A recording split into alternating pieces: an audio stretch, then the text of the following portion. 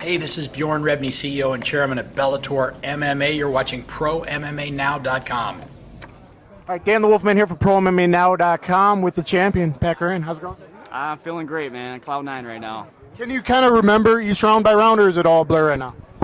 I remember a little bit, but it's really hard to replay the rounds back in my head. But I know they were very close rounds. I just remember there was a lot of blood, a lot of us, cuts on Pitbull's face, and it was just a back and forth battle. So it's really hard to break down the rounds. But I want to go home and watch it and then kind of critique myself.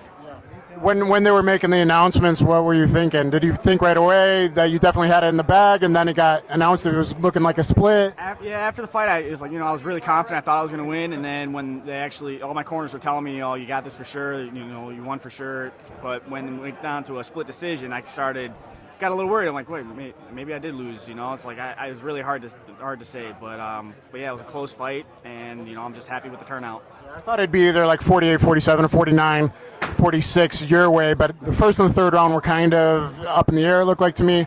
The second and fourth and fifth I thought were yours, but that's from one cage side. Looking at it on TV, looking at it from different angles is a different story. So it was a pretty close fight. I mean, some of the rounds were third, fourth round specifically were good action-packed rounds. Yeah, absolutely. Like I said, he was very active. He was a little bit more conservative than I anticipated, but he was looking for his harder shots. He was blocking and defending very well, and I was able to capitalize on some of the harder shots landing on him. So technically, his stand-up looked a little bit better than I expected. And did you expect him to shoot more than he did? He only took one single leg shot on you. It looked like the whole fight. Yeah, we didn't really clinch too much, and he shot in once. And I was expecting him to shoot in a little bit more, maybe even right off the bat, first round shoot in. I was always ready for him coming in with a flying knee, coming in with just throwing haymakers at me, but and it actually worked out perfect. He took his time, and that's exactly what I wanted. Your boxing looked sharp. What was he hitting with? The second round, it looked like he did hit you with a lot of leg kicks, and then he kind of abandoned that.